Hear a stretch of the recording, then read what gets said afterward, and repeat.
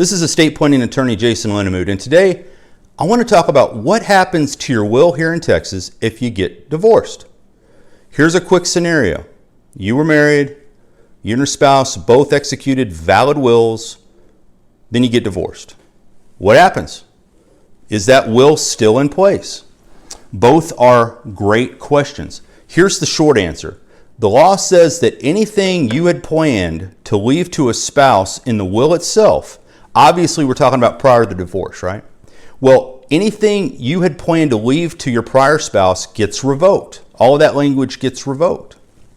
And the way that Texas deals with this is by, in essence, presuming that your ex-spouse predeceased you. Now, the public policy assumption behind this, because a lot of times there's not a lot of common sense in the law, but I think they got it right this time.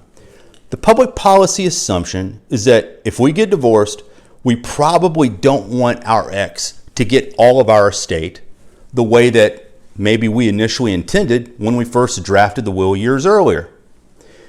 That makes sense.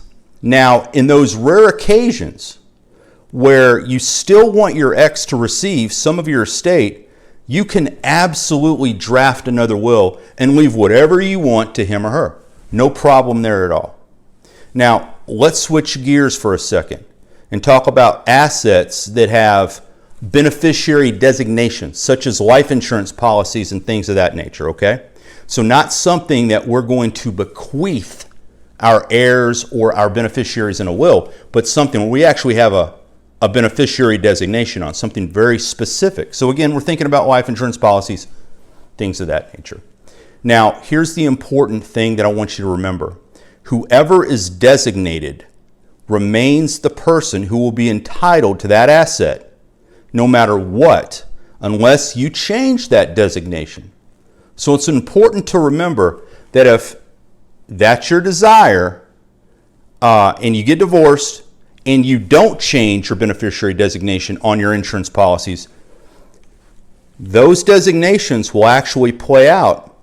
And the way they're going to play out is it's going to control what goes to your ex. And the benefit of that policy is going to go to your ex. And that may not be what you're looking for or what your intent is.